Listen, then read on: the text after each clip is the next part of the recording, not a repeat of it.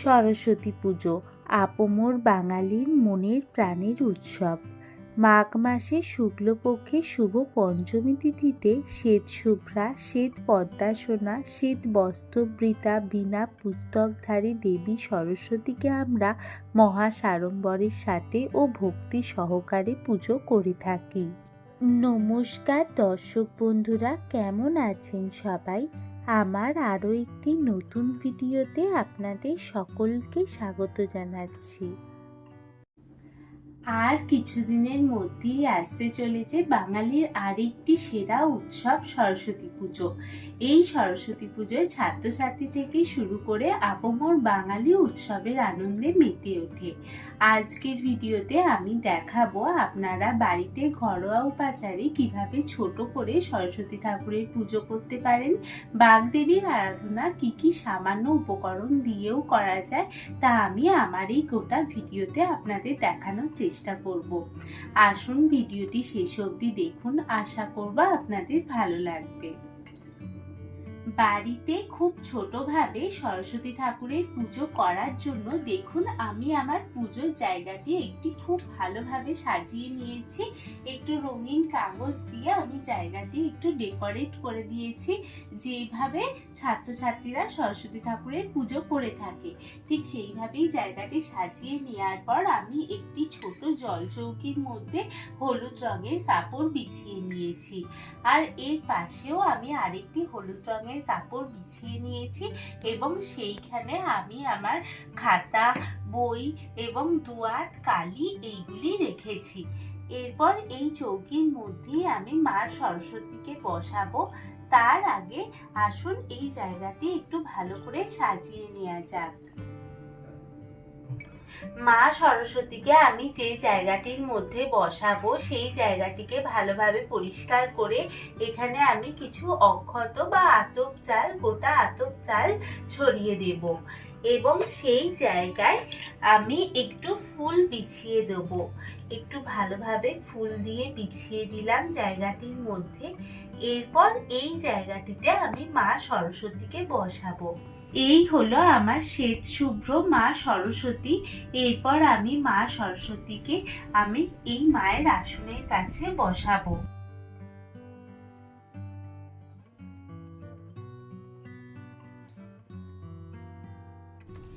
দেখুন শ্বেত শুভ্র বসনে আমার মা সরস্বতীকে কি অপূর্ব সুন্দর লাগছে। এরপর আমি পুজো শুরুর প্রথমেই মা সরস্বতীর কাছে প্রদীপ জ্বালিয়ে নেব। পুজো শুরুর প্রথমেই আমি প্রদীপটি জ্বালিয়ে নিলাম।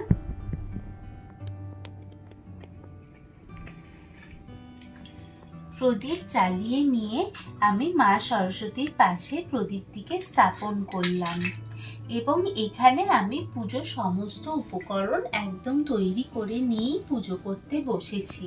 প্রদীপটি মা সরস্বতীকে দেখিয়ে আমি মা সরস্বতীর পুজো শুরু করছি। জয় মা।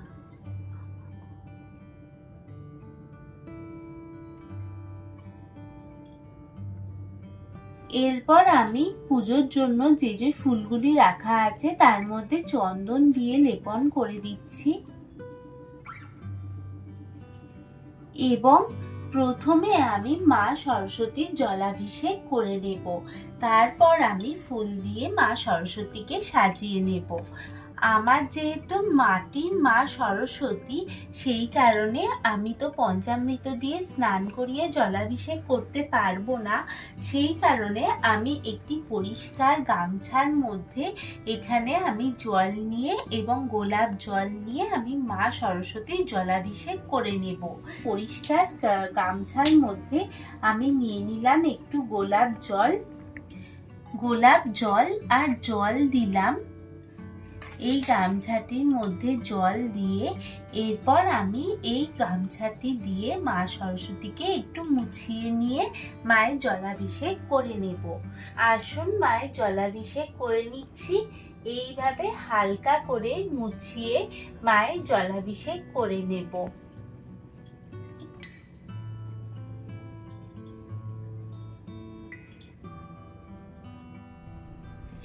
মা সরস্বতীর জলাভিষেক করে নেওয়ার পর আমি মাকে ফুল দিয়ে সাজিয়ে নেব।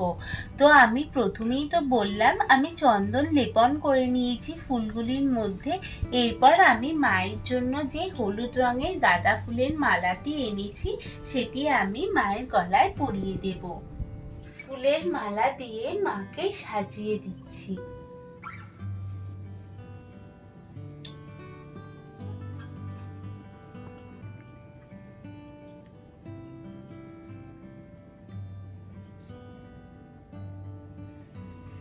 এরপর মায়ের আসনের কাছে আমি সাদা ফুল দিয়ে সাজিয়ে নিচ্ছি।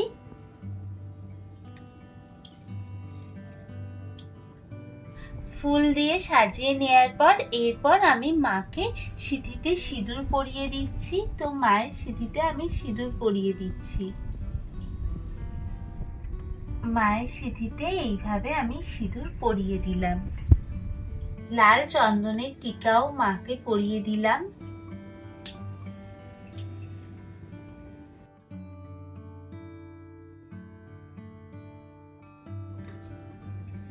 মা সরস্বতী বিদ্যার দেবী, তাই মা সরস্বতীর আসনের কাছে আমি রেখেছি খাতা এবং আমার কিছু বই রেখেছি, আর দোয়াত আর খাগের কলম রেখে দিয়েছি।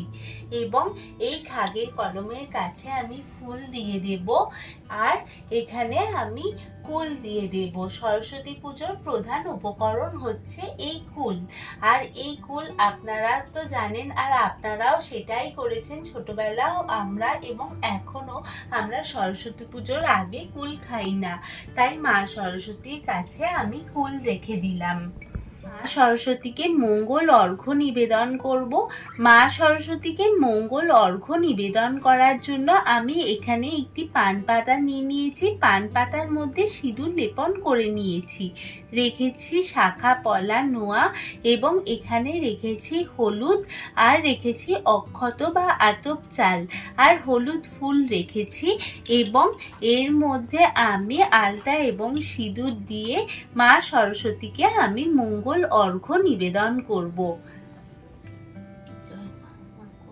গ্রহণ করো মা, গ্রহণ করো, গ্রহণ করো মা, গ্রহণ করো। এটি আমি মা সরস্বতীর আসনের কাছে এটি আমি রাখলাম। এরপর আমি মায়ের কাছে, মা সরস্বতীর কাছে ঘট স্থাপন করে নেব। তো ঘট স্থাপন করার জন্য আমি এই জায়গাটিতে আলপনা দিয়ে রেখেছি, এবং এর মধ্যে আমি একটু মাটি নিয়ে নেব। এটি আমার ফুল গাছের তলার মাটি, এবং মাটিটি আমি এখানে দিয়ে দিলাম।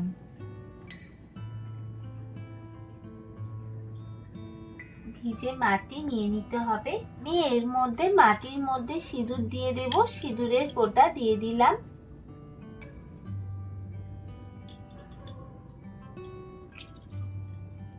দিয়ে দিলাম পঞ্চশস্য দিলাম।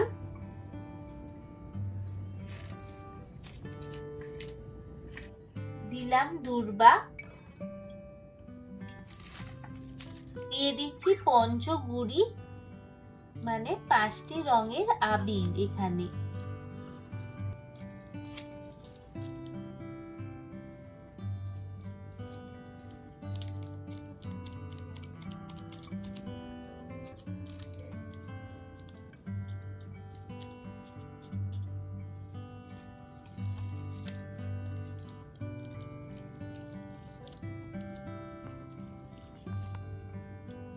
পঞ্চগুড়ি দিয়ে দেওয়ার পর এর মধ্যে আমি ঘরটিকে স্থাপন করব।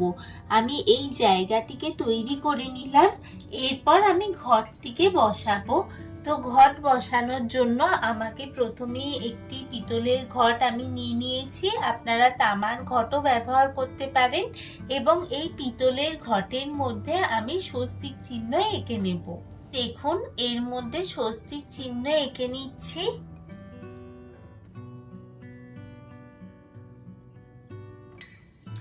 আমি ঘটের মধ্যে স্বস্তিক চিহ্ন এঁকে নিলাম। এরপর আমি ঘরটির মধ্যে জল দ্বারা পূর্ণ করে নেব। তো পরিষ্কার জল দিয়ে আমি ঘরটিকে পূর্ণ করে নিলাম।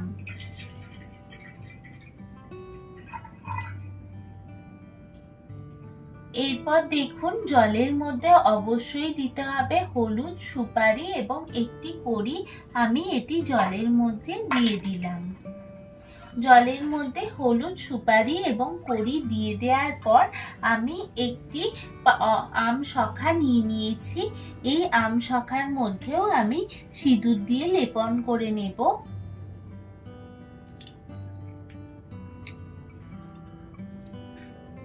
সিঁদুর দিয়ে আমশখাটি লেপন করে নেওয়ার পর আমি আমশখাটিকে ঘটের মধ্যে রাখবো। তো আমশখাটিকে আমি ঘটের মধ্যে স্থাপন করলাম। এরপর এখানে আমি দিয়ে দেব একটি পান পাতা।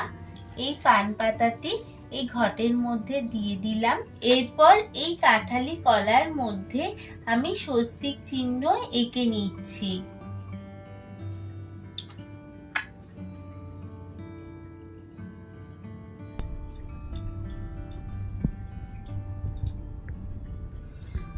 স্বস্তিক চিহ্ন এঁকে নেওয়ার পর আমি কলাটিকে এইভাবে ঘটের মধ্যে স্থাপন করলাম।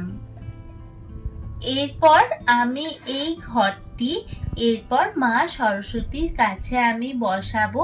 উলুধ্বনি দিয়ে আমি ঘরটি স্থাপন করে নেব।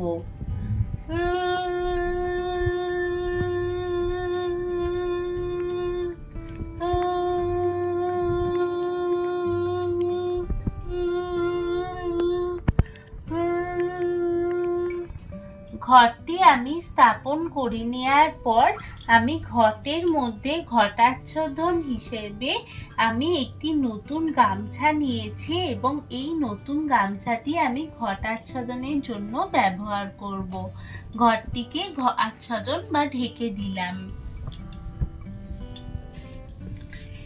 এরপর মা সরস্বতীর পুজোয় অবশ্যই ঘটে একটি পৈতে দিতে হয়, নতুন পৈতে দিতে হয় এবং এটি গণেশের উদ্দেশ্যে দেয়া হয় এই পৈতে। তাই আমি এই পৈতেটি ঘটের মধ্যে দিয়ে দিলাম। এরপর একটি ছোট চাঁদমালা আমি ঘটের মধ্যে দিয়ে দিলাম। ঘটের মধ্যে দিয়ে দিলাম একটি হলুদ ফুল। এইভাবে আমি ঘরটিকে স্থাপন করে নিলাম মা সরস্বতীর কাছে। মা সরস্বতীর কাছে ঘরটি স্থাপন করে নেওয়ার পর মাকে এই ঘটে অবস্থান করার জন্য অনুরোধ করবেন এবং মাকে স্মরণ করে নেবেন।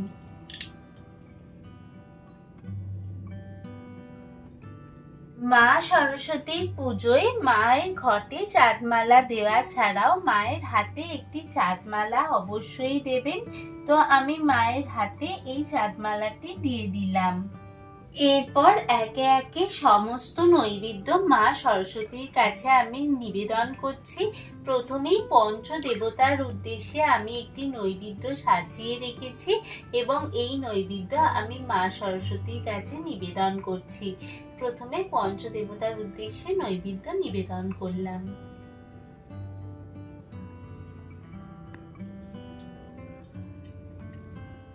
মা সরস্বতীর পুজোয় এখানে ফলের নৈবেদ্যটি হচ্ছে প্রধান নৈবেদ্য। তো ফলের নৈবেদ্য, কুচনো ফলের নৈবেদ্য আমি মা সরস্বতীকে নিবেদন করলাম।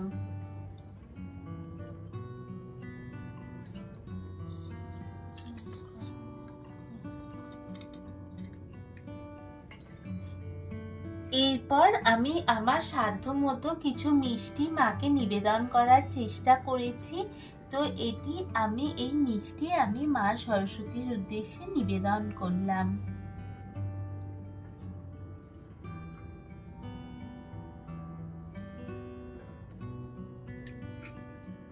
এখানে আমি আর এক প্রকার মিষ্টি মা সরস্বতীর উদ্দেশ্যে নিবেদন করেছি।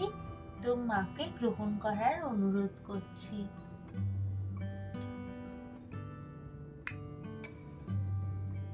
কুচনো ফলের নৈবেদ্য ছাড়াও গোটা ফলের নৈবেদ্য মাকে নিবেদন করতে হয়।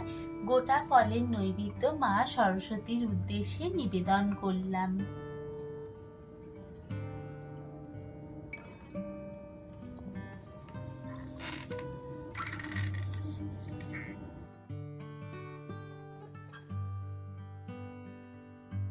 এবং সবকটি নৈবেদ্যের মধ্যেই আমি ফুল দিয়ে নেব।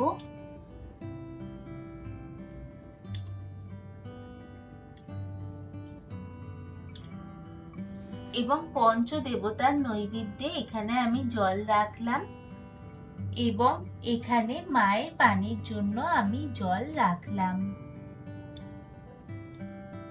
এরপর আমি ঠাকুরের পুষ্পাঞ্জলি দেব। মা সরস্বতীকে পুষ্পাঞ্জলি দেওয়ার প্রথমেই আমি গণেশ দেবতার উদ্দেশ্যে ফুল নিবেদন করব।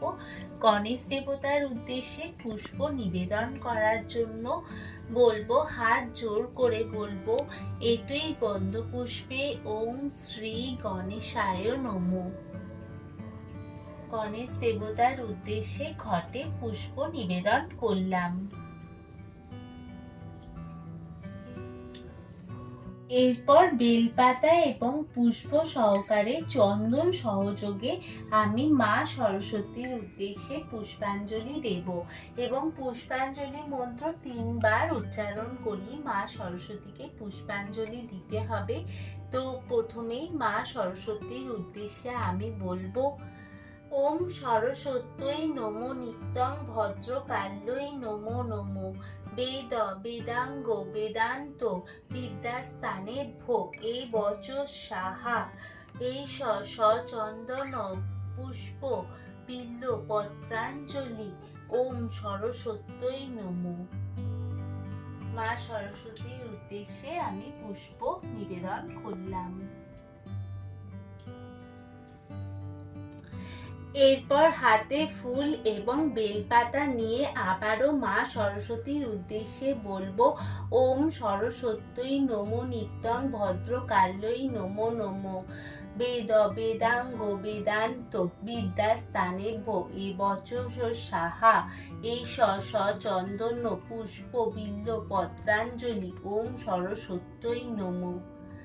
মা সরস্বতীকে নমস্কার করে মা সরস্বতীর উদ্দেশ্যে আমি পুষ্প নিবেদন করলাম। হাত জোর করে মা সরস্বতীর উদ্দেশ্যে বলবো, জয় জয় দেবী চরাচর সারে কুচযুগ শোভিত মুক্তাহারে বীণা পুস্তক রঞ্জিত হস্তে ভগবতী ভারতী দেবী নমস্তুতে। ওম সরস্বত্যই মহাভাগে বিদ্যে কমল লোচনে বিশ্বরূপে বিশালাক্ষী বিদ্যাং দেহি নমস্তুতে।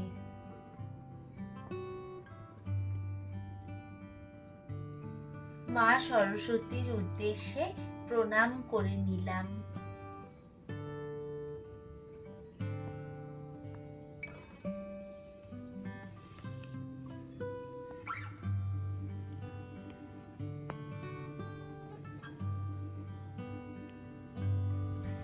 এরপর আমি ঠাকুরের ধূপ দিয়ে আরতি করে নেব।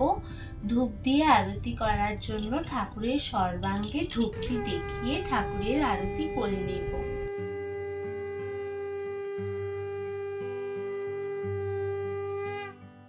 পঞ্চপ্রদীপগুলিকে জ্বালিয়ে নিচ্ছি।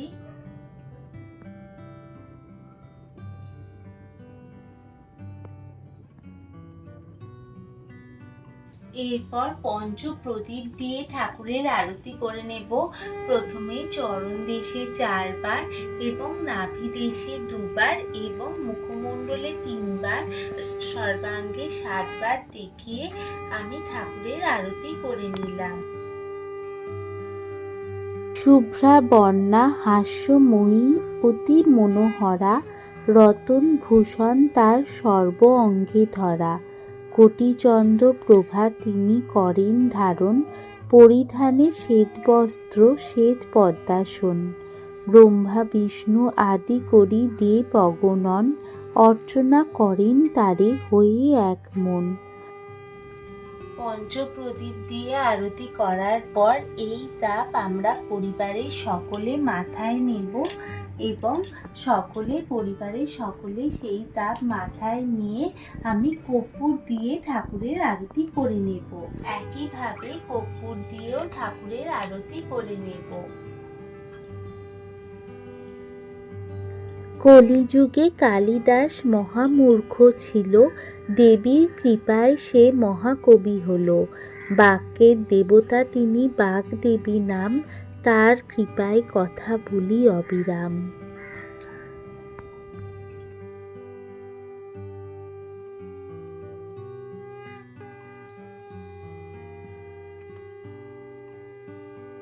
শঙ্খ দিয়ে ঠাকুরের আরতি করে নিলাম। জল শঙ্খ দিয়ে আরতি করার জন্য শিরদেশে আমি 4 বার প্রদক্ষিণ করে এবং সর্বাঙ্গে 7 বার প্রদক্ষিণ করে ঠাকুরের আরতি করে নেব।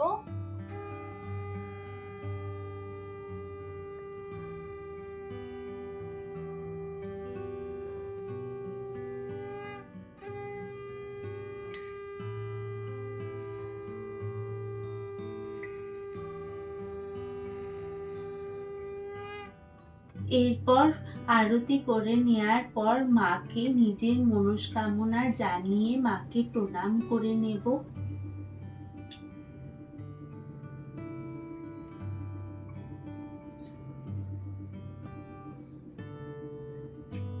এবং মা যেন আমার নিবেদন করা এই ভোগ যেন মা গ্রহণ করে, তার জন্য মাকে আমি অনুরোধ করব।